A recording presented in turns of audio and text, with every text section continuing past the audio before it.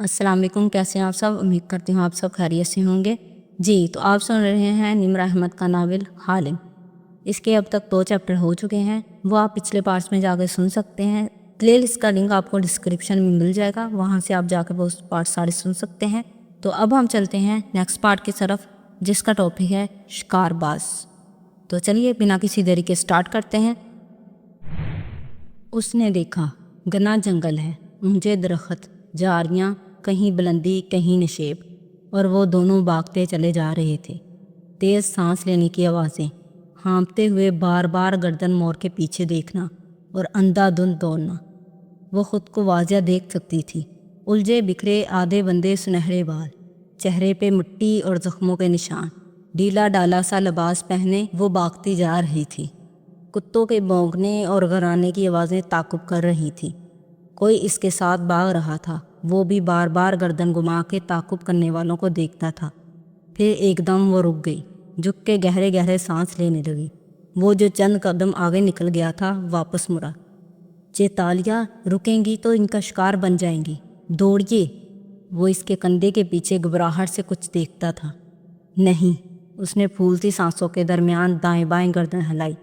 ان کے پاس شکاری کتے ہیں، تالیہ نہیں بھاگے گی، وہ کہتے ہوئے دائیں طرف بڑھی، چند قدم اٹھائے، آوازیں قریب آ رہی تھیں۔ تالیہ، آپ کیا کر رہی ہیں؟ تالیہ اور ایڈم میں یہی فرق ہے، تم ایڈم شکار بن کے سوچتے ہو، میں شکار باز بن کے سوچتی ہوں۔ وہ ادھر ادھر جھاڑیوں میں ہاتھ مار رہی تھی۔ اگر میں شکاری ہوتی تو تالیہ اور ایڈم کو کیسے ڈھونڈتی؟ کیسے؟ دو چیزیں ہوتی ہیں شکاری کتوں کے پاس، جن سے وہ شکار کو پکڑتے ہیں۔ اس نے جھاڑیوں میں کچھ تلاش کرتے انگلیوں کو وی بنا کے پیچھے دکھائی۔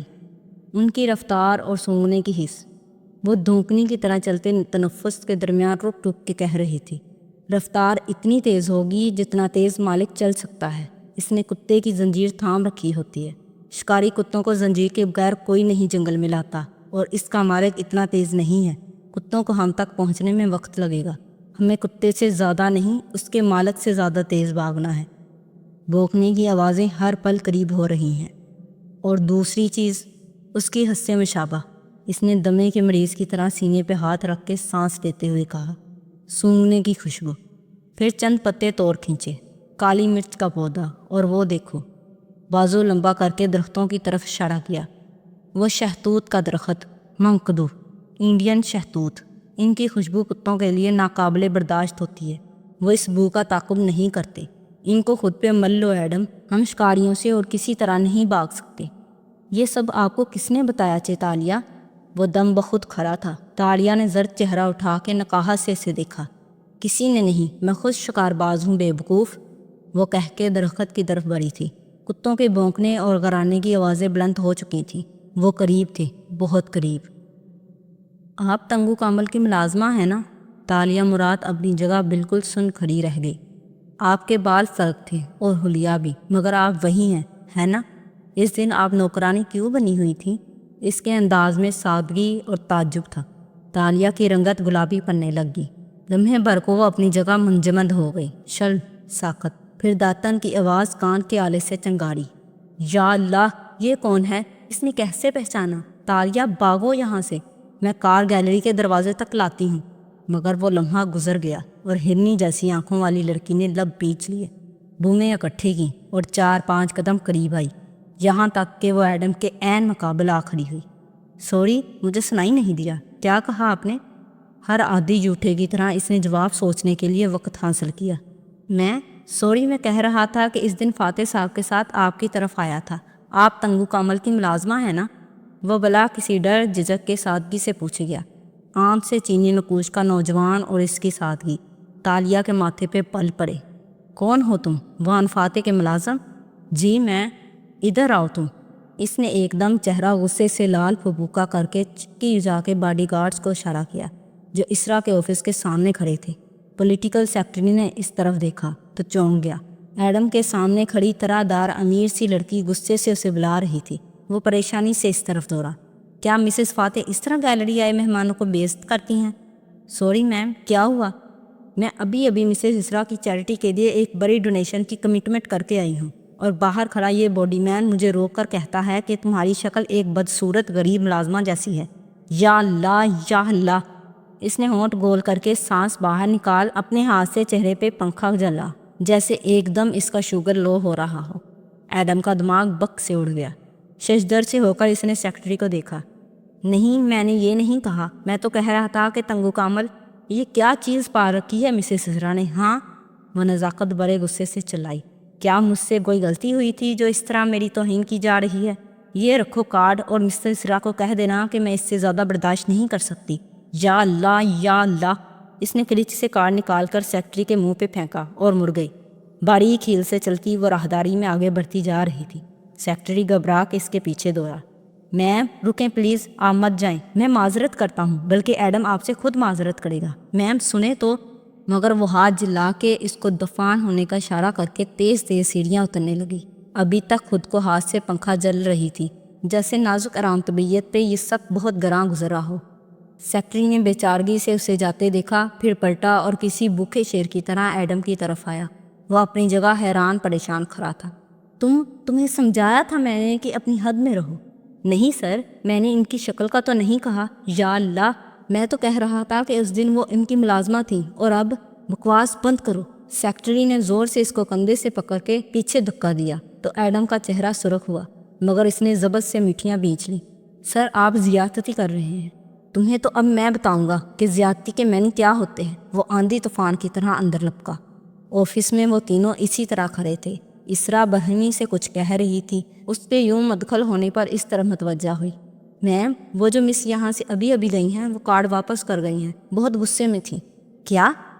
جہاں اسرا کا دماغ بک سے اڑ گیا وہیں ایش تیزی سے سیدھا ہوا۔ کیوں؟ کیا ہوا؟ فاتح مرکزی کرسی پہ بیٹھا تھا، بنا کسی تاثر کے سیکرٹری کو دیکھی گیا۔ ایڈم نے ان سے بدتمیزی کی، ان کو روک کے ان پہ جملے کسے۔ وہ اس توہین پہ برا مان کے چلی گئیں۔ ایڈم کون ہے؟ اشر نے ناگواری سے ٹوکا۔ عبداللہ کی جگہ جو نیا لڑکا آیا ہے، جب سے آیا ہے باس کے ہر ملنے جلنے والے سے فراق ہونے کی کوشش کر رہا ہے۔ اس کو مستقل نوکری چاہیے، اس لیے شاید کانٹیکٹس بنانا چاہ رہا ہے۔ یقیناً ان خاتون کو بھی یہی کہا ہوگا، پھر ان کے انکار پہ ان سے بدتمیزی کر بیٹھا۔ اف، بلاؤ اس ایڈم کو، اسرا غصے سے چنگاری۔ میں اس کے ساتھ اتنی مہربان رہی اور یہ میرے کلائنٹس کو بھگا رہا ہے۔ تم حوصلہ رکھو کاکا، میں دیکھتا ہوں۔ ارے تم بیٹھو، میں ہوں نا۔ اشر نے چہرے کو جلد ہموار کر لیا اور اسے تسلی دیتا باہر نکلا۔ سیکرٹری اس کے پیچھے لپکا۔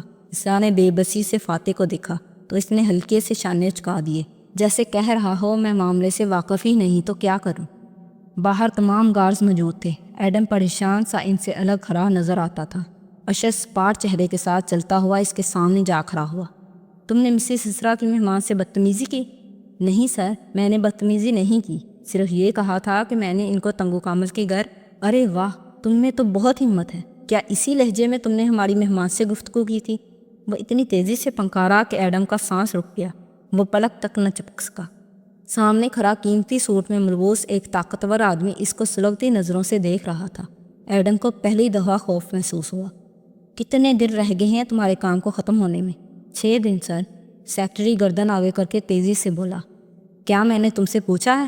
اشر نے ایک تیز نگاہ اس پہ ڈالی تو وہ گڑبڑا کے پیچھے ہو گیا، پھر وہ واپس ایڈم کی طرف متوجہ ہوا۔ تم ان خاتون سے اپنے رویے کی معافی مانگو گے، سنا تم نے؟ رملی، اس نے تحکم سے اپنے چیف آف اسٹاف کو آواز دی۔ ادیر عمر اینک والا رملی پیچھے ہی کھڑا تھا، فوراً آگے آیا۔ باس، ان خاتون کا پتہ معلوم کرو، پھر دعوت نامے اور اس بے وقوف کو لے کر ان کے گھر جاؤ، اور اگر یہ لڑکا معافی مانگنے سے انکار کرے تو اس کو گھر بھیج دو بغیر تنخواہ کے، اور عبداللہ کو واپس بلا لو۔ مرمری راہداری کی ساری یاسیت ایڈم محمد کی آنکھوں میں اتر آئی۔ اس نے سر جھکا لیا۔ اشر آگے بڑھ چکا تھا اور رملی اس کے ساتھ تھا۔ پیچھے ابھی سے پولیٹیکل سیکرٹری کی کھڑی سن رہی تھی۔ اس لڑکی کے بارے میں تمام معلومات لے کر آنا، بینک بیلنس کتنا ہے، شیئرز کن کمپنیز میں ہیں، اور سب سے بڑھ کے کوئی شوہر، منگیتر، دوست وغیرہ ہے یا سنگل ہے۔ اشر راہداری میں سبق قدموں سے چلتا دبی آواز میں رملی کو ہدایت دے رہا تھا۔ میں بخوبی سمجھ گیا باس، اور تیز اس کے قدم سے قدم ملانے کی کوشش کر رہا تھا۔ داتن کار کا دروازہ کھولے گیلری کے باہر کھڑی تھی جب تالیہ باہر نکلی۔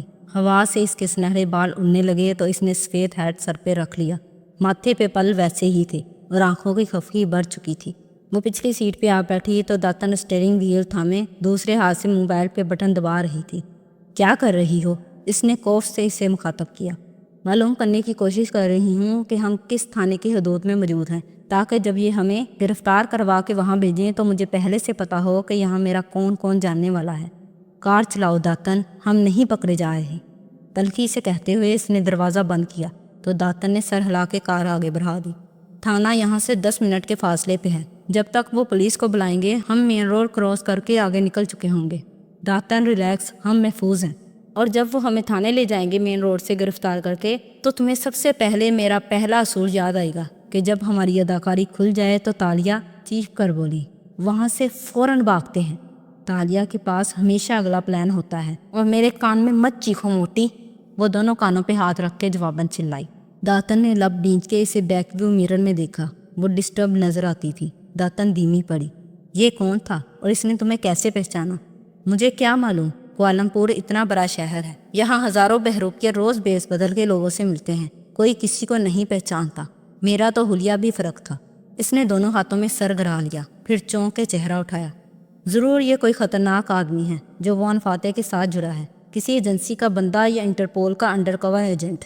یہ فون فاتح کے باڈی مین کی جگہ 11 دن کے لیے آیا ہے۔ ڈینگی اسکیم کے وقت معلومات اکٹھے کرتے مجھے پتہ چلا تھا، مگر مجھے اتنا اہم نہیں لگا تو میں نے اس کی زیادہ جانچ پڑتال نہیں کی۔ داتن افسوس سے کہہ رہی تھی۔ متبادل ملازم؟ اوہ، تالیہ چونکی۔ سارے بہروپیے اور کڑائے کے قاتل متبادل ملازم بن کے ہی آتے ہیں۔ اس کی پوری چھان بین کرو۔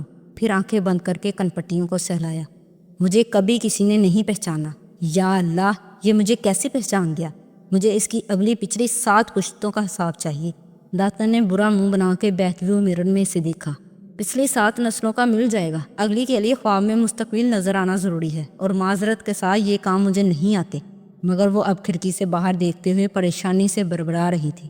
کوئی اتنی طرحرار امیر لڑکی کو یوں سریراہ مخاطب کرنے کی ہمت نہیں کرتا۔ اس نے کیسے کر لی؟ کیا چیز تھا وہ؟ ویسے تمہارے چوری شدہ زیورات بھی کسی کام نہ آئے، اس نے پھر بھی تمہیں ملازمہ بنا ڈالا۔ تم تو چپ ہی کر جاؤ۔ وہ اسے دیکھ کے جل کے بولی۔ داتن آگے سے چمک کے کچھ کہہ رہی تھی، مگر یکدم تالیہ کی نظروں کے سامنے اندھیرا چھا گیا۔ اسے زور کا چکر آیا تھا۔ جنگل، وہ دونوں بھاگ رہے تھے، تعاقب کرتے کتے، شہتوت کا درخت۔ تالیہ، تالیہ!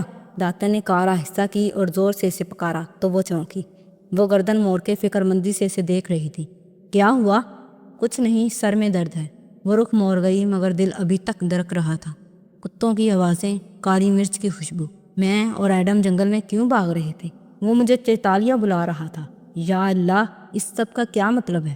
کوہنی دروازے کے ہاتھ پہ رکھے اس نے پیشانی ہتھیلی پہ گرا کے آنکھیں بند کر لی۔ ایسا دھچکا پہلی بار لگا تھا۔ آخر کون تھا یہ ایڈم؟ پولیٹیکل سیکٹری کی اچھی خاصی جار سن کے اب ایڈم گیلری کے باہر فاتح کی کار کے ساتھ سر جھکائے کھڑا تھا۔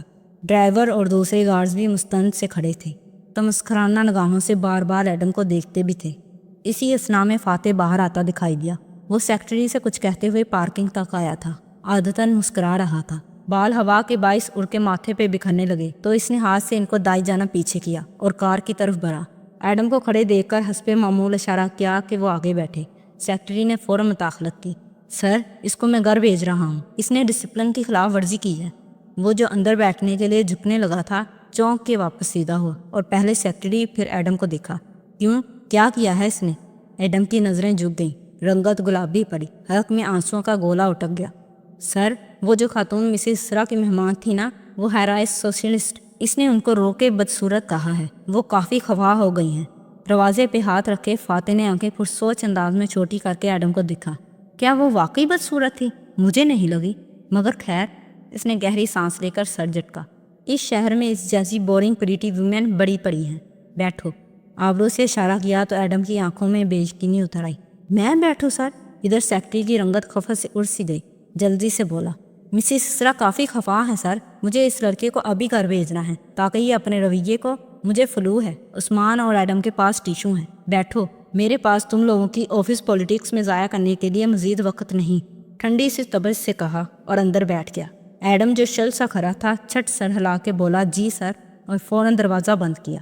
پھر سیکٹری سے نظر ملائے بغیر جلدی سے فرنٹ سیٹ پہ آ بیٹھا۔ دل ابھی تک دھڑک رہا تھا۔ کار زن سے آگے بڑھ گئی اور سیکٹری تندو تیز نظروں سے اسے گھورتا رہ گیا۔ یہ لڑکا ناقابل برداشت ہوتا جا رہا تھا۔ اس کا کچھ کرنا ہی پڑے گا، اس نے تہیہ کر لیا تھا۔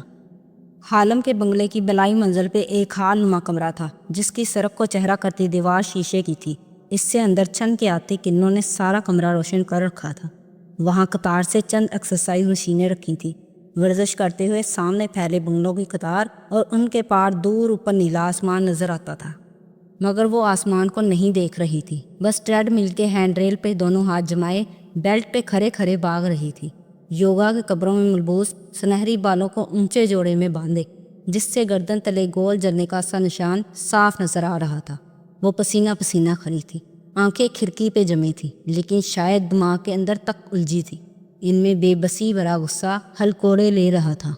دفتن اسے شیشے کی دیوار پہ عکس دکھائی دیا۔ داتن عقب میں کمرے کے اندر داخل ہوئی تھی۔ تالیہ نہ رکی نہ پلٹی، اسی طرح ٹریڈ مل پہ بھاگتے ہوئے بولی، معلوم کیا تم نے کون ہے وہ ایڈم؟ کرائے کا قاتل؟ کوئی جاسوس؟ بہروپیہ؟ تالیہ بھاری برکن داتن ہچکچاتے ہوئے قریب آئی۔ تالیہ نے بٹن دبایا اور ٹریڈ مل کی رفتار بڑھائی۔ قدموں تلے پیچھا ریننگ بیلٹ مزید روانی سے بھاگنے لگا۔ وہ لڑکا ایڈم، میں کبھی گرفٹنگ نہیں کرتی، وہ پھولے تنفس کے دوران خود سے بولے جا رہی تھی۔ گرفٹر وہ ٹھگ ہوتا ہے جو بیس بدل کے لوگوں سے مختلف اسکیموں کے نام پہ پیسے بٹورتا ہے۔ میں کیٹ برگلا ہوں، رات کو دبے پاؤں پھلانگ کے آنے والا چور۔ ایسے کردار کرتی ہوں جو پس منظر میں رہتے ہیں، ویٹر، نوکرانی، بچوں کی آیا۔ مجھے کبھی کسی نے نہیں پہچانا۔ اس نے پہچانا تو کیسے؟ وہ غصے میں تھی۔ سنو، وہ کوئی عام آدمی نہیں ہو سکتا، وہ کھڑکی کے پار دیکھتے ہوئے دانت پہ دانت جمائے کہہ رہی تھی۔ بہت ذہین، بہت گہری نظر کا مالک تھا، اور اس کا وہ اعتماد جس سے اس نے مجھے پکارا، عام آدمی ایسا نہیں کرتا۔ داتن آگے آئی اور ٹریڈ میل کا بٹن دبایا۔ مشین بند ہو گئی، بیلٹ رک گئی۔ وہ ذرا سا لڑکھڑائی، پھر غصے سے داتن کو دیکھا۔ کیا؟ داتن نے پہلے جوس کی بوتل اس کے سامنے رکھی، پھر بولی، تحمل سے سنو، وہ ایک معمولی گھرانے کا معمولی لڑکا ہے، بے روزگار ہے۔ فوج میں نوکری ملی تھی، مگر جلد ہی دمے کی شکایت کی وجہ سے واپس بھیج دیا گیا۔ تب سے اب تک ڈنگ کی نوکری نہیں کر سکا۔ باپ ایک کپڑوں کے اسٹور پہ سیلز مین ہے، منگنی ہو چکی ہے اور جلد شادی ہونے والی ہے۔ ہاں بالکل پرفیکٹ کور سٹوری۔ اس نے بوتل منہ سے لگائی، چند گھونٹ گٹاگٹ بڑے، پھر بوتل نیچے کی اور سرخ تمتماتے چہرے کے ساتھ داتن کو دیکھا۔ مگر اصل میں کون ہے وہ، یہ بتاؤ۔ وہ یہی ہے تالیہ، ایک سادہ، سچا، ایماندار لڑکا، جیسے تنگو کامل کی ملازمہ تالیہ تھی۔ اس نے سر جھٹکا اور ٹریڈ میل سے اتر آئی۔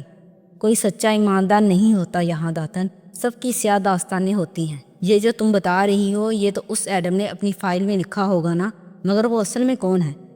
وہ یہی ہے تالیہ، اس کے محلے میں میرا ایک کانٹیکٹ رہتا ہے، وہ 26 برس سے اس کو جانتا ہے، سارا محلہ اس کے خاندان کو جانتا ہے۔ وہ نیک شریف لوگ ہیں، وہ کوئی جاسوس، کوئی کرائے کا قاتل نہیں ہے، وہ سادہ اور سچا مشہور ہے۔ تالیہ ٹھہر گئی، چہرے پہ شل ہو جانے کی سی کیفیت پیدا ہوئی۔ ایسا نہیں ہو سکتا، وہ بے یقین تھی۔ سچے لوگ نہیں ہوتے دنیا میں، جو ہوتے ہیں وہ زیادہ دیر تک ٹھہرتے نہیں۔ دنیا میں ہر طرح کے لوگ ہوتے ہیں، ایک سانچے سے کوئی دو لوگ نہیں بنائے اللہ نے۔ وہ تولیے سے گردن تھپتھپانے لگی، الجھی ہوئی نظر آ رہی تھی۔ چند لمحے خاموشی میں گزر گئے، باہر شام کی کرنیں اب ڈوبنے لگی تھی۔ اگر وہ اتنا ہی ذہین تھا تو ابھی تک زندگی میں کامیاب کیوں نہیں ہو سکا؟ کیونکہ ہر شخص کو اپنی ذہانت کا علم نہیں ہوتا تالیہ، ذہانت الگ چیز ہوتی ہے، ذہانت کا اعتماد الگ۔ داتن سباؤ سے اس کو سمجھا رہی تھی۔ یا شاید وہ شکار کی طرح سوچتا ہے، وہ بڑبڑائی۔ داتن ٹھیک سے سن نہ پائی اور پوچھنے لگی، تم نے بریسلٹ کیوں نہیں چڑھایا؟ تالیہ پلٹ گئی اور دیوار گیر روشن کھڑکیوں سے باہر دیکھنے لگی۔ سورج دور اوپر جامنی پڑتا نظر آ رہا تھا۔ اپنی آغوش میں بہت سے انسانوں کے راز دبا کے بھی وہ شام کے اس پہر پرسکون لگتا تھا۔ جس کی مجھے تلاش ہے داتن، شاید اس کو بھی میری تلاش ہے، مگر وہ چوری نہیں کیا جا سکتا۔ اس سکے یا اس بریسلٹ کو کبھی کسی نے چوری نہیں کیا، ہمیشہ بیچا یا تحفے میں دیا۔ میں نے اسے چھونا چاہا تو وہ دہکنے لگا، میں اس کو ایسے نہیں چرا سکتی۔ داتن کی نظریں بے اختیار اس کی گردن کے نشان پہ ٹھہر گئیں۔ کیا مجھے تالیہ کو بتا دینا چاہیے؟ اس نے سر جھٹکا۔ مگر فکر نہ کرو، میرے پاس پلان ہے، میں اپنی چابی واپس لے کر ہی رہوں گی، وہ عزم سے سلگتے ہوئے کہہ رہی تھی۔ تالیہ، شاید ہمیں اس کو چھوڑ دینا چاہیے، شاید یہ واقعی ملعون شے ہے۔ اور وہ تیزی سے گھمی اور غصے سے داتن کو دیکھا۔ تمہیں کیا لگتا ہے داتن، میرے پاس کیا ہے زندگی میں؟ وہ ایک دم ایسے پھٹ پڑی تھی کہ لیانا صابری ہکا بکا رہ گئی۔ تمہیں لگتا ہے میں جو ہنستی ہوں، مذاق کرتی ہوں، یہ سب سچ ہے؟ یہ جو میں کہتی ہوں کہ مجھے کبھی فلاں سیلیبریٹی پہ کرش ہے تو کبھی وان فاتح پسند ہے، یہ سب میرے دل کی باتیں ہیں؟ نہیں داتن، یہ سب جھوٹ ہے۔ میں جھوٹ بولتی ہوں، خود کو خوش رکھنے کے لیے بہانہ کرتی ہوں، ورنہ میری زندگی خالی ہے۔ اس نے دونوں ہاتھ دائیں بائیں پھیلا کے دکھائے جن میں ہوا کے سوا کچھ نہ تھا۔ میرے پاس کوئی رشتے نہیں ہیں، کوئی مستقبل نہیں ہے، اور وان فاتح کہتا ہے کہ تمہاری کامیابیاں کیا ہیں، تمہارا ٹیلنٹ کیا ہے؟ کہاں تھے اس وقت یہ تمام ممبر پارلیمنٹ جب میرے شوہر نے میرے ذریعے منی لانڈرنگ کروانی چاہی تھی؟ کہاں تھے یہ قانون کے ادارے جب میں اور تم ملیشیا کی سڑکوں پہ مارے مارے پھرتے تھے اور ہمارے پاس کھانے کو کچھ نہیں تھا؟ ہم نے اذیت کاٹی ہے، بھوک اور مفلسی کاٹی ہے، اور اب میری زندگی میں ایک ہی خواب بچا ہے۔ اس کی آواز دھیمی ہوئی اور آنکھوں میں آنسو آ گئے۔ ایک چھوٹا سا جزیرہ ہو اور وہ میرا ہو، اس کے اوپر ایک پہاڑ کی چوٹی پہ ایک قلعہ ہو اور میں وہاں حکومت کروں۔ جزیرے کے لوگ مجھے چور نہ سمجھے، وہ میری عزت کرے۔ ہاں، وہاں میں سچی ایماندار بن کے رہ سکتی ہوں، مگر اس شہر میں شاید کبھی نہیں۔ مجھے اپنی زندگی کی ساری خوشیاں، ساری دولت ان امیر لوگوں سے حاصل کرنی ہے داتن۔ میں غریبوں کا مال کبھی نہیں چراتی، صرف ان امیر لوگوں سے لیتی ہوں جو پیسے کو مس نہیں کرتے۔ میں لوگوں کے دل نہیں دکھاتی۔ اور وہ کہتا ہے تمہاری کامیابیاں کیا ہیں؟ آنسو ٹپ ٹپ اس کی آنکھوں سے بہہ رہے تھے اور بولتے بولتے اس کی ہچکی بند گئی تو وہ وہیں کھڑکی کے ساتھ فرش پہ بیٹھتی چلی گئی، ایسے ہی اکرو حالت میں، اور تھوڑی کٹروں پہ رکھ دی۔ آنسو ہنوز گر رہے تھے۔ تم اتنی دکھی ہو تالیہ؟ داتن دھیرے سے اس کے سامنے ہوم جم مشین کی سیٹ پہ بیٹھی اور ملال سے اس کا چہرہ تکا۔ میں اندر سے خالی ہوں لیانا، میری زندگی کا کوئی مقصد، کوئی عزم، کچھ نہیں ہے۔ شاید وہ ٹھیک کہتا ہے، میں کچھ نہیں کرتی، میری کوئی کامیابیاں نہیں ہیں۔ اس نے ہتھیلیوں سے آنسو رگڑے اور رندی آواز میں بولی، پھر گردن موڑی تو دیکھا کالونی کی سڑک پہ ایک عورت واکر کو دھکیلتی دکھائی دے رہی تھی۔ واکر میں کوئی بچہ تھا جس کے اوپر وہ چھاتا تانے ہوئے تھی۔ مجھے نہیں جاننا میرے ماں باپ کون تھے، مجھے صرف یہ بات دکھ دیتی ہے کہ انہوں نے مجھے کیوں چھوڑا۔ کیا کوئی ایسے اپنے بچے کو چھوڑ کے بھول جاتا ہے؟ اس کی ازردہ آنکھیں سڑک پہ چلتی عورت پہ جمی تھی۔ یہ لوگ خوش قسمت ہیں، ان کے پاس کوئی گھر ہے جہاں پہ کوئی ان کا انتظار کرتا ہے، میرے پاس تو وہ بھی نہیں۔ داتن، اگر میں اس اونچے محل میں مر بھی جاؤں تو کتنے دن ہمسایوں کو بھی خبر نہیں ہوگی۔ داتن کی آنکھیں نم ہوئیں۔ اور میں تالیہ؟ تالیہ نے گردن موڑ کے گیلی آنکھوں سے اسے دیکھا۔ ایک تم ہی ہو، مگر لوگ کہتے ہیں خون کے رشتے سب کچھ ہوتے ہیں، دوستی کا رشتہ کچھ نہیں ہوتا۔ مجھے خوف آتا ہے کہ تم بھی مجھے چھوڑ کے چلی جاؤ گی۔ اگر میرے ماں باپ مجھے چھوڑ سکتے ہیں تو مجھے کوئی بھی چھوڑ سکتا ہے، اس لیے میں ڈھیر ساری دولت حاصل کرنا چاہتی ہوں داتن۔ وہ کم از کم میرے ساتھ تو رہے گی۔ سونا اور ہیرے دھوکہ نہیں دیتے، بس ایک آخری واردات۔ اس نے سختی سے سیاہ آنکھیں رگڑی جو اندر سے گلابی پڑ گئی تھی۔ داتن نے ٹوٹے دل کے ساتھ گہری سانس لی اور گھٹنوں پہ ہاتھ رکھ کے اٹھی۔ میرے تمہارے جیسے لوگ کبھی نہیں نیک ہو سکتے تالیہ، ہم کبھی سچے اور ایماندار نہیں ہو سکتے۔ اس کا چہرہ بجھا بجھا سا تھا۔ وہ پلٹی اور دھیرے دھیرے قدم اٹھاتی کمرے سے نکل گئی۔ تالیہ نے چہرہ گھٹنوں میں دے دیا، آنسو پھر سے بہنے لگے تھے۔ داتن باہر سیڑھیوں پہ بیٹھ گئی، اس کی آنکھوں سے بھی آنسو ٹوٹ ٹوٹ کے سیاہ چہرے پہ پھسل رہے تھے۔ شام دھیرے دھیرے تاریک ہوتی گئی۔ کیپونگ کا علاقہ رات کو اتنا روشن نہیں تھا جتنے امرا کے علاقے ہوتے تھے۔ یہاں لوگ وقت پہ سو جاتے تھے۔ سڑک کے دونوں اطراف قطار میں چھوٹے چھوٹے ایک منزلہ گھر بنے تھے جن کی مخروطی چھتیں تھیں۔ ایڈم جس وقت چھوٹا لکڑی کا گیٹ کھول کے کوٹ کندھے پہ لادے اندر داخل ہوا، گھر کا برآمدہ روشن تھا مگر اس کے چہرے کی جوت بجھی ہوئی تھی۔ وہ وہیں برآمدے کے اسٹیپ پہ بیٹھ گیا۔ قریب میں مرغیوں کا ڈربہ تھا جس کے اندر پروں تلے چوزے دبائے بیٹھی مرغی نے ہلکی سی کٹاک کی جیسے چونکی ہو۔ جالی دار دروازے کے کھلنے کی آواز آئی تو ایڈم نے گردن موڑی۔ اس کی ماں وہاں کھڑی حیرت سے اسے دیکھ رہی تھی۔ اسکارف سر پہ لپیٹے، لمبی قمیض اور کرنگ اسکرٹ کی طرح کی ہوتی ہے پہنے، وہ جیسے اس کو دیکھ کے فکر مند ہو گئی تھی۔ تم یہاں کیوں بیٹھے ہو؟ اندر آ جاؤ۔ میں اتنا بیوقوف کیوں ہوں ایبو؟ ایبو ماں کو کہتے ہیں۔ وہ تھوڑی گھٹنوں پہ گرائے سامنے دیکھتے ہوئے اداسی سے بولا تھا۔ ماں نے گہری سانس لی اور چند قدم چل کے قریب آئی۔ ایڈم نے چہرہ موڑ کے اس کے جوتوں کو دیکھا جو اس کے ساتھ آ رکے تھے۔ ان سے نکلتے پیروں پہ ادھیر عمر کی کتنی لکیریں پڑی تھی۔ کیا ہوا ہے؟ وہ ڈھارس بند آنے والے انداز میں پوچھتی اس کے ساتھ نیچے بیٹھی۔ میں نے آج کتنی بڑی بیوقوفی کی، تم سوچ بھی نہیں سکتی ایبو۔ سوچ سکتی ہوں، تم بتاؤ۔ وہ گردن موڑ کے سکون سے اس کا چہرہ دیکھ رہی تھی۔ مجھے شرم آئی گی، وہ خفض زدہ لگتا تھا۔ سچ بولنے والوں کو اگر سچ پہ شرم آنے لگے تو جھوٹ بولنے والے جھوٹ کہتے وقت گردن کرانا شروع کر دیں۔ مجھے معلوم ہے میرا بیٹا جھوٹ نہیں بولے گا۔ ایڈم نے نظریں اٹھا کے اسے دیکھا۔ تم میرا یقین کرو گی؟ کیا پہلے کبھی نہیں کیا؟ میں سچ کہہ رہا ہوں، میں نے اس کے ساتھ بدتمیزی نہیں کی تھی۔ وہ جھوٹ بول رہی تھی، یہ شاید غلط سمجھی تھی۔ وہ رہان سا ہو گیا تھا۔ کون؟ وہ لڑکی، وہ گیلری میں آئی تھی۔ وہ ڈھکن کھول کے انڈیلی جانے والی بوتل کی طرح روانی سے بتاتا گیا۔ پہلی نظر میں مجھے لگا میں نے اسے کہیں دیکھا ہے، پھر یاد آیا جاب کے پہلے دن جس گھر میں ہم گئے تھے وہ ادھر کام کر رہی تھی، تب اس نے ملازمہ والے کپڑے پہن رکھے تھے۔ آج وہ بالکل فرق لگ رہی تھی، یہ اتنے سارے زیور پہنے، بال چمکیلے کیے، مگر مجھے وہ وہی لگی تھی۔ میں نے صرف اسے روک کے پوچھا کہ اس دن وہ ملازمہ کیوں بنی ہوئی تھی، اور اس نے سب کو اکٹھا کر دیا کہ یہ مجھے بدصورت کہہ رہا ہے۔ کسی نے میرا یقین نہیں کیا۔ باس نے کہا ہے کہ اب مجھے اس سے معافی مانگنی ہوگی۔ ہو سکتا ہے یہ غلط فہمی ہو۔ ہاں واقعی یہ میری غلط فہمی ہوگی، اتنی بھی اس کی اس ملازمہ سے شکل نہیں ملتی تھی۔ ہو سکتا ہے وہ واقعی کوئی اور ہو اور تمہاری نہیں اس کی غلط فہمی ہو کہ تم اس سے کچھ اور پوچھ رہے ہو۔ ماں زور دے کر بولی تو وہ چونکے سے دیکھنے لگا۔ کیا ایڈم کو غلط فہمی نہیں ہو سکتی؟ ہو سکتی ہے، لیکن ہوتی نہیں ہے۔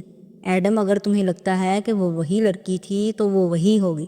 میں تمہاری ماں ہوں، جانتی ہوں کہ تم ذرا سادہ ہو مگر چلاک نہیں ہو، سچی اور ذہین ہو۔ لیکن ایک چیز، تمہاری نظریں وہ ہمیشہ سے بہت گہری تھی۔ گھر میں کوئی چیز کھوتی تو میں تم سے کہتی، تم منٹ میں ڈھونڈ لیتے۔ بازار سے سودا لانا ہوتا تو تمہیں بیچتی، تم ایک نظر میں ساری دکان دیکھ لیتے کہ کچھ اور بھی تو کم نہیں ہے گھر میں۔ واقعی میری نظر اچھی ہے نا؟ وہ خود بھی حیران رہ گیا۔ ہاں ایڈم، تمہاری نظر جھوٹ نہیں بولتی کیونکہ تمہارا دل جھوٹ نہیں بولتا۔ اگر تم کبھی جھوٹ بول بھی لیتے تھے تو چند گھنٹوں میں ہی سارا سچ میرے سامنے کھول دیتے تھے۔ دنیا میں دو طرح کے لوگ ہوتے ہیں ایڈم، ایک وہ جو سچے ہوتے ہیں اور ایک وہ جو جھوٹے ہوتے ہیں۔ تیسری قسم کا وجود ہی نہیں ہے۔ ہمارے رسول اللہ صلی اللہ علیہ وسلم خود بھی سچے تھے اور وہ ہم سے یہ چاہتے تھے کہ ہم بھی سچے بنیں، کیونکہ بیٹے جب انسان دوسروں سے سچ بولتا ہے تو اس کے اعضاء اس سے سچ بولنے لگتے ہیں، اس کا دل اس کو غلط کا احساس دلاتا ہے اور نظریں اس کو کسی جھوٹ کا شکار نہیں بننے دیتی۔ میں نہیں جانتی کہ وہ لڑکی کون ہے اور اس کا کیا معاملہ ہے، لیکن میں اتنا جانتی ہوں کہ تمہاری نظریں تمہیں دھوکہ نہیں دیں گی۔ وہ اس کی باتوں پہ بالکل گمسم سا ہو گیا۔ ذہن کے جالے صاف ہوئے تو دل الجھنوں میں گر گیا۔ وہ جو خود کو ملامت کر رہا تھا کہ کیوں ایک لڑکی کو ملازمہ سے ملایا، اب پھر سے چونک گیا تھا۔ تم نے اسے اس لیے روکا کیونکہ تمہارے دل نے کچھ غلط ہوتے دیکھا۔ ایک انسان دوسرے روم میں دیکھا تو دل کو لگا یہ غلط ہے، اور تم نے سادگی سے اپنی الجھن بیان کر دی۔ یہی ہوا ہوگا، ہے نا؟ تم اس سے معافی مانگ لینا اور بات ختم کر دینا، کیونکہ تمہیں کیا معلوم کس کی کیا مجبوریاں ہیں۔ تم بس اپنے کام پہ دھیان دو، خوب محنت کرو، پتہ ہے؟ وہ ایک دم مسکرائی اور یاد کر کے بولی، جب تم 6 سال کے تھے تو تمہارے پپا کے بڑے تایا ہمارے گھر آئے تھے۔ وہ بڑے نیک اور اچھے انسان تھے۔ میں نے کہا ایڈم کے لیے دعا کریں تو انہوں نے دعا مانگی کہ کھانا دو ماں۔ وہ خجالت سے اس کی بات ٹوکتا اٹھ کھڑا ہوا۔ ایڈم، ماں نے سر اٹھا کے افسوس بڑی گہری سانس لی۔ تمہیں تایا جان کی دعا پہ شرمندگی کیوں ہوتی ہے؟ اللہ سے جتنا زیادہ مانگو گے وہ اتنا زیادہ ہی دے گا۔ ہاں ٹھیک ہے، اب کھانا دو نا۔ وہ اسے اٹھاتے ہوئے پھر سے بات گول کر گیا۔ مبادہ ماں وہ دعا دہرا ہی نہ دے۔ اگر جو کسی نے سن لیا تو اف، اور اگر جو باس کے پولیٹیکل سیکرٹری نے سن لیا تو وہ کتنا ہنسے گا ایڈم پہ۔ اس نے جھرجھری دی۔ ڈربے میں بیٹھی مرغی نے پھر سے کٹاک کی تو دیوار سے جھانکتی بلی پیچھے ہو گئی۔ رات پھر سے پرسکون ہوتی گئی۔ ماں اب کچھ خفا سی بربراتی ہوئی اٹھ کے اندر کی طرف جا رہی تھی۔ دعا پہ کیسی ندامت؟ ہاں؟ رات کو عالمپور پہ اتری تو دیسا پار کے اس اونچے محل کے لون میں لگے پھول مہک اٹھے۔ خوشبو اتنی تیز تھی کہ اندر تک آنے لگی۔ وان فاتح کر کے اندر داخل ہوا تو ہر سو سناٹا چھایا تھا۔ ملازموں کی چہل پہل تھم چکی تھی۔ اس نے ایک ہاتھ سے کوٹ اتارتے ہوئے دوسرے کی انگلیوں سے ماتھے پہ آئے بال پیچھے کیے اور کمرے کی طرف قدم بڑھائے۔ پھر کھلا دروازہ دیکھ کے وہ ٹھٹکا، بھویں سکوڑی۔ دروازہ پورا دھکیلا تو لبوں سے گہری سانس نکلی۔ اسرا اس کے کمرے میں سامنے کرسی پہ بیٹھی ٹانگ پہ ٹانگ جمائے اس کی طرف دیکھ رہی تھی۔ تم سوئی نہیں ابھی تک، یا آج تمہیں دیر تک کوئی کام نہیں کرنا؟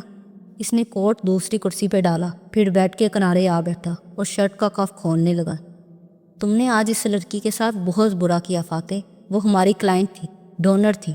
وہ خفگی سے ایک دم بولی تو وہ جو کف کا بٹن کھول رہا تھا رک کے حیرت سے اسے دیکھا، آنکھوں میں الجھن بھر گئی۔ کون سی لڑکی؟ جس کو تم نے میرے آفس میں یہ کہہ کر بے عزت کیا کہ وہ کچھ نہیں کرتی اور اس کے آرٹ کے شوق کی توہین الگ کی۔ فاتح چند لمحے اچنبے سے اسے دیکھتا رہا، پھر یاد آیا، سنہرے بالوں اور بڑی آنکھوں والی لڑکی۔ اچھا وہ، اس کو میں نے برا بلا کہا تھا یا ایڈم نے؟ وہ سمجھ نہیں پایا کہ اس کی غلطی کیا تھی، پھر یاد کیا، ویسے میں نے کچھ غلط تو نہیں کہا تھا اس کو۔ اب وہ کندھے چکا کے جھک کے بوٹ کے تسمے کھولنے لگا۔ میں اگر یہ دیکھوں کہ میرے سامنے ایک ایسا انسان کھڑا ہے جس کی زندگی میں کوئی برا مقصد نہیں ہے، وہ اپنی زندگی ضائع کر رہا ہے، اور میں ظاہر کروں کہ میں اس سے اتفاق کرتا ہوں، یہ تو غلط بات ہے۔ مگر وہ دنیا کو ایسے نہیں دیکھتی ہوگی جیسے تم دیکھتی ہو۔ نہ دیکھے، مجھے کیا فرق پڑتا ہے؟ اس نے بے نیازی سے کندھے دوبارہ چکاتے جھکے جھکے دوسرا تسمہ کھولا۔ فاتح، تم چاہتے ہو کہ میں تمہارے کیریئر میں تمہیں سپورٹ کرتی رہوں، لیکن تمہیں میرے فائدے نقصان سے فرق نہیں پڑتا۔ اس نے دکھ اور غصے کے ملے جلے تاثرات آنکھوں میں بھرے اسے دیکھا۔ وہ بوٹ اتارتے ہوئے اسے سادگی سے بولا، دیکھو اسرا، میرے الفاظ کو ٹویسٹ کر کے اگر تم آرگومنٹ جیتنا چاہتی ہو تو جیت لو، میں برا نہیں مناؤں گا، لیکن ہم دونوں کو معلوم ہے کہ یہ کوئی ایسا ایشو نہیں ہے جس پہ تم اتنی توانائی ضائع کرو۔ میری مہمان اور ڈونر کو خفا کرنا کوئی ایشو نہیں ہے؟ واہ، کیا میں تمہارے مہمانوں کے ساتھ ایسا کرتی ہوں؟ کیا میں اچھی بیوی کی طرح پوز کر کے ان کی خاطر مدارت نہیں کرتی؟ ہاں، اب تمہارا آرگومنٹ کمزور پڑ رہا ہے۔ فاتح نے جرابیں اتارتے ہوئے افسوس سے نگاہیں اٹھا کے اسے دیکھا۔ اگر تم اس بات پہ برا مناتی کہ میں کسی لڑکی سے اچھے سے بات کر رہا ہوں تو میں اسے ایک جائز ذلیل سمجھتا، لیکن برے سے بات کرنے پہ اتنا جھگڑا، چھی۔ آخر میں گویا ملال کر کے وہ اٹھا اور ٹائی ڈیلی کرتے ہوئے ڈریسنگ روم کی طرف چلا گیا۔ وہ بے اختیار اٹھی اور غصے بڑی بے بسی سے اسے جاتے دیکھا۔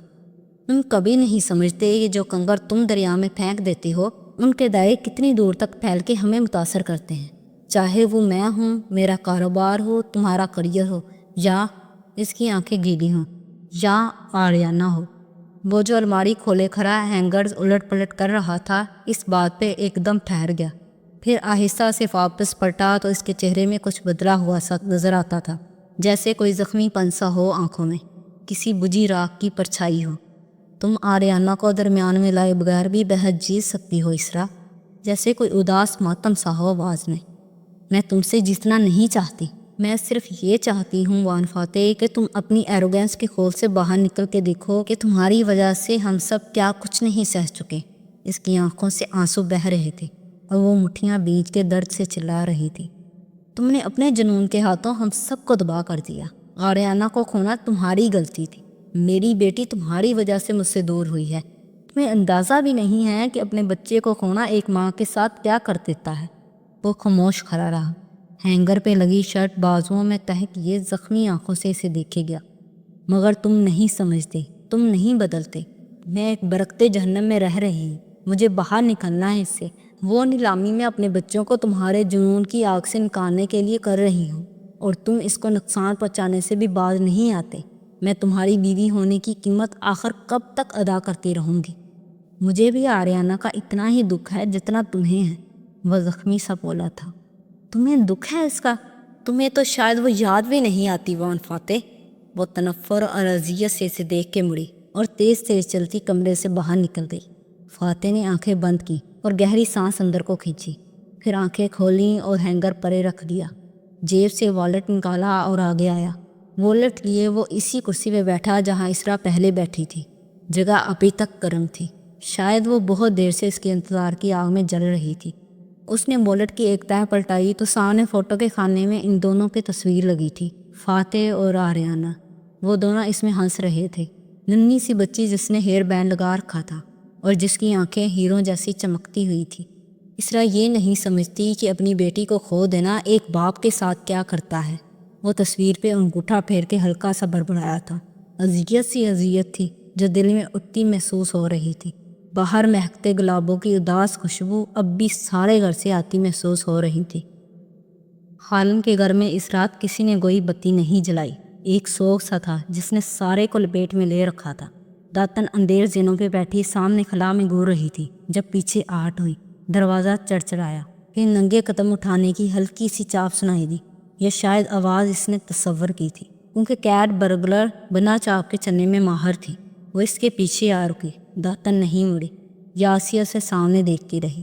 لیانا، تالیہ نے دھیرے سے پکارا، آواز سنبھلی ہوئی محسوس ہوتی تھی۔ تم ہر چیز سیکھنا چاہتی تھی۔ وہ اسی طرح سامنے دیکھتے ہوئے ٹوٹے دل سے بولی، کیا تمہیں یاد ہے تالیہ؟ تالیہ کچھ نہیں بولی۔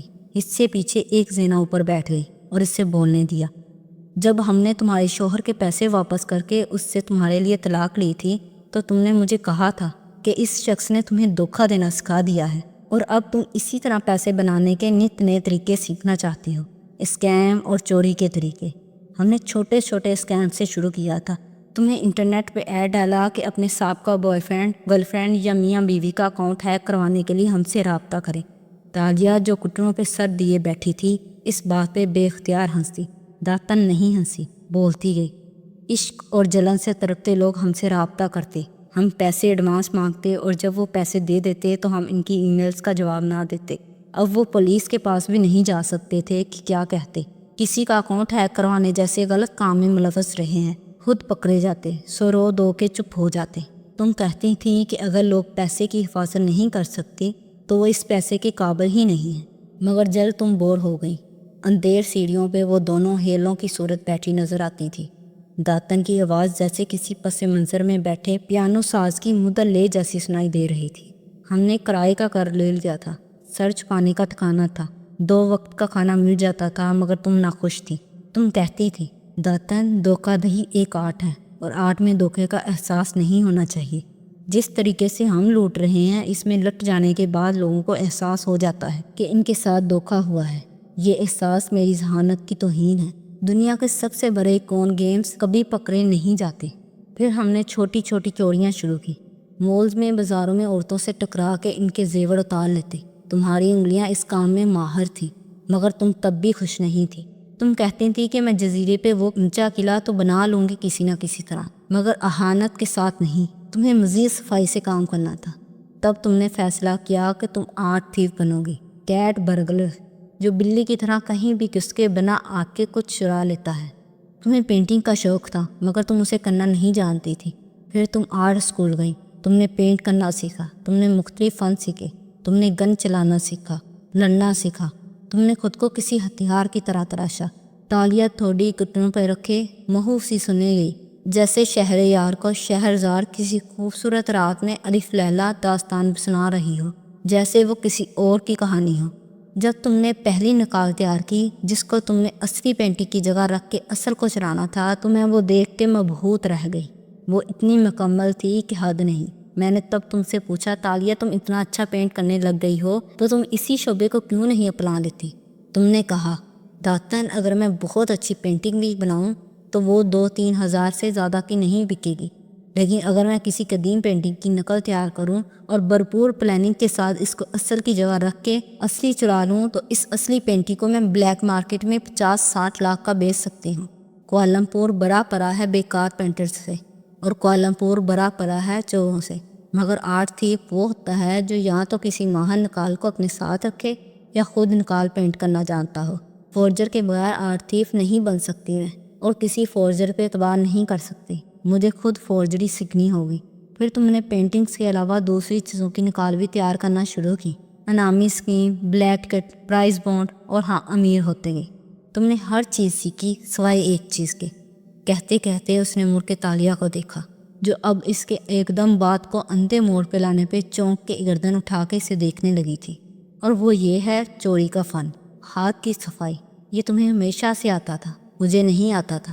میں نے کچھ نہیں سیکھا، ساری عمر ایک جیولری اسٹور میں اور ایک لائبریری میں کام کیا تھا۔ جب تمہیں جیولری جرانی ہوتی تو اس کی نقل تم تیار نہیں کر سکتی تھی، وہ میں تیار کرتی۔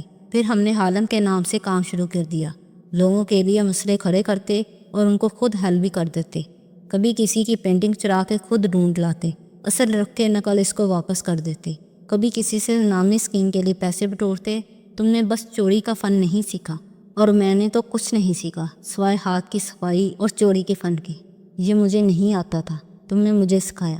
تم گمنام رہنا چاہتی تھی، اپنا چہرہ نہیں دکھانا چاہتی تھی، کیونکہ تمہیں امید تھی ایک دن تم اچھی بن جاؤ گی۔ میں نے یہ ذمہ اپنے سر لے لیا۔ سوائے چند لوگوں کے تمہیں شہر میں کوئی بطور ایک چور کے نہیں جانتا، مگر میں نے اسٹریٹ کانٹیکٹس بنائے، میں نے بلیک مارکیٹ میں تعلقات استوار کیے، اور یوں ہم دونوں آرٹ اور جیولری چرانے کے ساتھ بطور عالم ان کے مالکان سے کنسلٹی فیس بھی لیتے تھے۔ ہم ماہر اسکیمرز بن گئے اور ہم نے مڑ کے نہیں دیکھا۔ تم کیا کہنا چاہتی ہو داتن؟ اس بات پہ داتن نے سوگوار چہرہ موڑا اور ملال سے اسے دیکھا۔ تمہیں لگتا ہے کہ تم یہ راستہ چھوڑ سکتی ہو، مگر ایسا ممکن نہیں ہے تالیہ۔ میں نے جانتی ہو ہمیشہ اپنا چہرہ کیوں مخفی نہیں رکھا، کیونکہ مجھے معلوم تھا کہ ایک دفعہ ہم اس دریا میں اتر جائیں تو واپسی کی کوئی کشتی نہیں بچے گی۔ تم کبھی پینٹر بن کے خوش نہیں رہ سکتی، نہ میں لائبریرین بن کے۔ جب مجھے میرے بچوں نے چھوڑا، یا جب میں نے ان کو چھوڑا کیونکہ جیولری سٹور کو جوان کاریگر مل گئے تھے اور میں ایک بوجھ تھی، تو میں نے لائبریری کے ساتھ ایئرپورٹ پر نوکری کر لی اور اولڈ ہوم آ گئی۔ لیکن جب بعد میں میرے پاس تمہاری وجہ سے دولت آنے لگی تو میں ہر ویکینڈ پہ اپنے بچوں کے پاس جانے لگی، اب بھی جاتی ہوں، ان کے لیے قیمتی تحفے لے کر، اور وہ جانتے ہوئے بھی کہ میں ایک لائبریرین ہوں مجھ سے میرا ذریعہ معاش نہیں پوچھتی۔ وہ اب میری قدر کرتے ہیں، بھلے جہاں سے بھی پیسے آئیں وہ خوش ہیں۔ میں بھی خوش ہوں کیونکہ میں ان پہ انحصار نہیں کرتی، ان کے سامنے ایک مضبوط عورت ہوں میں۔ لیکن اگر میں یہ کام چھوڑ دوں تو میری قدر و قیمت وہاں ختم ہو جائے گی، اس لیے میں کبھی بھی نیک نہیں ہونا چاہتی، کیونکہ تالیہ، خون کے رشتے ہر ایک کے لیے کامل نہیں ہوتے۔ ہم جیسے لوگوں کی کہانیوں میں دوستی کا رشتہ زیادہ اہم ہوتا ہے۔ آئی ایم سوری داتن۔ اس نے پیچھے سے داتن کی گردن میں بازو لپیٹی اور اپنی تھوڑی اس کے کندھے پہ رکھ دی۔ میں اتنی ڈسٹرب تھی کہ اپنی بولتی جا رہی تھی کہ میں کون ہوں اور کیا کرنے کی اہل ہوں۔ میں اپنی گیم سے باہر ہو رہی تھی، مگر اب نہیں۔ اس نے داتن کا سیاہ گال چوما اور پھر سیدھے ہو کر ایک عزم سے کھڑی ہوئی، دیوار پہ ہاتھ مارا اور لمحے بھر میں سارا گھر روشن ہو گیا۔ تیز روشنی سے داتن کی آنکھیں چندیا گئیں۔ اس نے فوراً ان پہ ہاتھ رکھا، پھر ذرا ٹھہر کے تالیہ کو دیکھا جو سینے پہ بازو لپیٹے اب سنبھلی ہوئی سی سامنے کھڑی تھی۔ اب داتن نے ہمیشہ کی طرح اس سے پوچھا، جو کہتی تھی کہ اس کے پاس ہمیشہ اگلا پلان ہوتا ہے۔ اب ہم نے انتظار کرنا ہے، یا تو ایڈم کی بات پہ یقین کر کے اسرا محمود تنگو کا عمل سے رابطہ کرے گی اور وہ یہ سب میری تصدیق کر کے مجھے گرفتار کرنے یہاں آئیں گے، یا پھر اسرا محمود اپنے سٹاف کے ہاتھوں مجھے دعوت نامہ بھجوائیں گی۔ پہلی صورت میں ہمارا سامان بندھا ہوا پڑا ہو اور ہم سگنل دیکھتے ہی شہر سے فرار ہو جائیں، اور دوسری صورت میں ہم کھیل جاری رکھیں۔ داتن نے گہری سانس لی اور گھٹنوں پہ ہاتھ رکھتے ہوئے اٹھی۔ مگر کھیل ہے کیا تالیہ؟ تم نے بریسلیٹ اتار کے واپس آ جانا تھا، نیلامی وغیرہ پہ تھوڑی جانا تھا۔ میں کھیل بدل رہی ہوں، پلان بی۔ اس نے مسکرا کے موبائل ٹراؤزر کی جیب سے نکالا اور نمبر ملانے لگی۔ داتن نے چھنبے سے اس کے سیاہ فون کو دیکھا جو حالم کا تھا۔ یہ تم کس کو؟ السلام علیکم زین العابدین مولیا، وہ بشاشت سے بولی اور داتن کو دیکھ کے آنکھ دبائی۔ کیسے ہو مولیا؟ ابھی تک درختوں پہ بوجھ بنے ہوئے ہو؟ ایکچولی اس بات پہ غور نہ کرنا، میری ہنسی مذاق کا لیول تمہارے ذہن سے کافی بلند ہے۔ خیر، میں نے اس لیے فون کیا ہے کہ وہ اعتماد سے بولتی ہوئی مسکراتے ہوئے آگے بڑھ گئی، اور داتن نے تھکان بڑی سانس اندر کھینچی۔ بالآخر وہ کھیل میں واپس آ چکی تھی۔ اس کی یہی بات تو سب سے اچھی تھی، گو کہ سب کی طرح گرتی تھی مگر گرنے کے بعد ہنس کے کپڑے جھاڑتی اٹھ کھڑی ہوتی تھی۔ پلان بی، داتن گھٹنوں پہ ہاتھ رکھ کے اٹھتے ہوئے بڑبڑائی تھی۔ مجھے یقین ہے کہ یہ پلان اس کے پاس پہلے نہیں تھا اور اس نے ابھی سوچا ہے، مگر کبھی نہیں مانے گی۔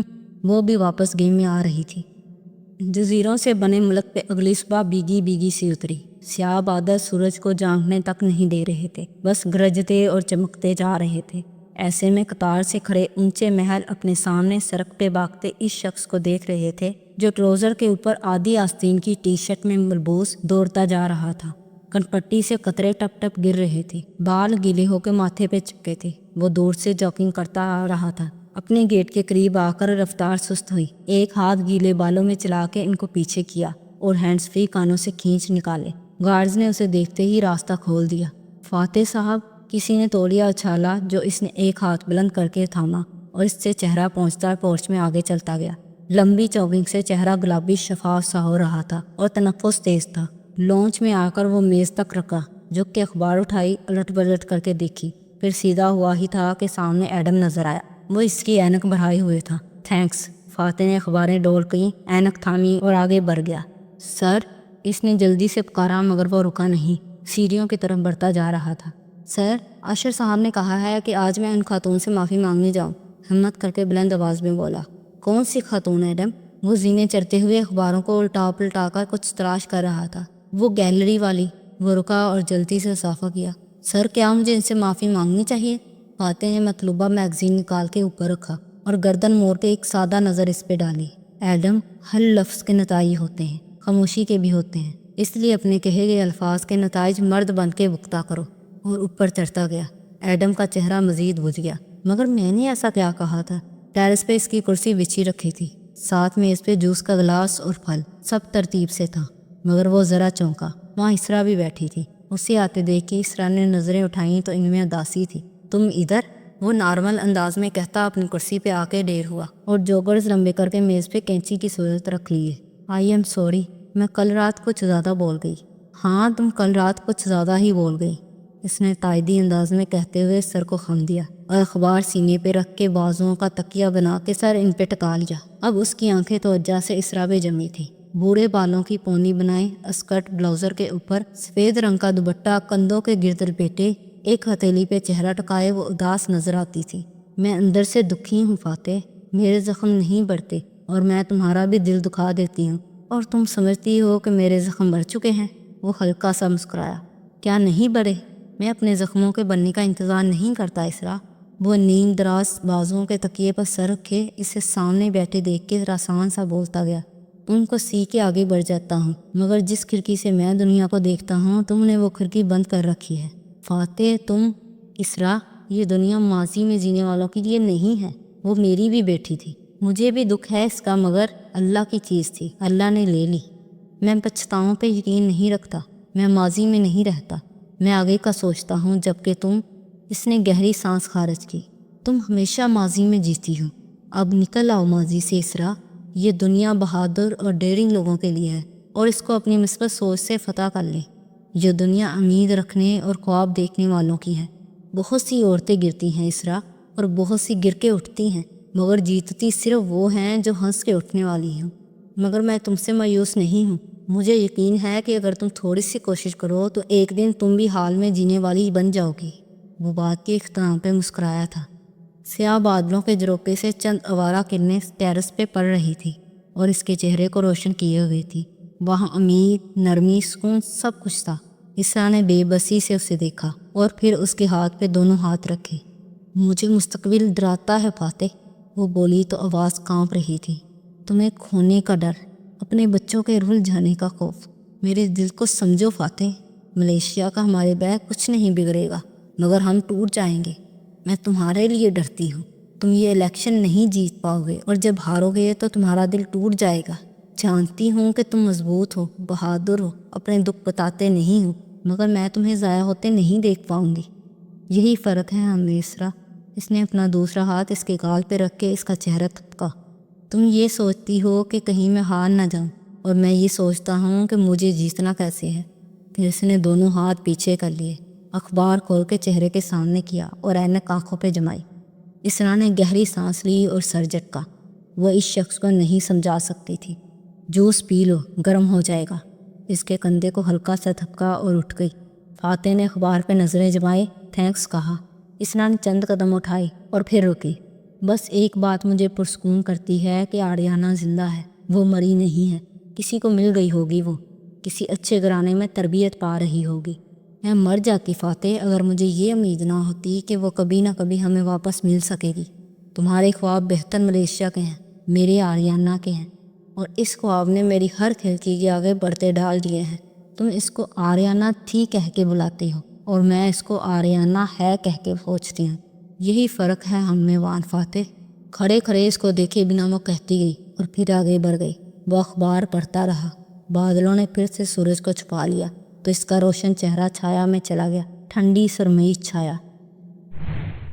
تو بس آج کے لیے اتنا ہی۔ اگر ویڈیو اچھی لگے تو لائک کیجیے گا، چینل کو سبسکرائب کریں اور بیل آئکن کے بٹن کو بھی دبا دیں تاکہ ہر نئی آنے والی ویڈیو کا نوٹیفیکیشن آپ کو مل جائے۔ تو ملتے ہیں بہت جلد نیکسٹ پارٹ کے ساتھ، تب تک کے لیے اللہ حافظ۔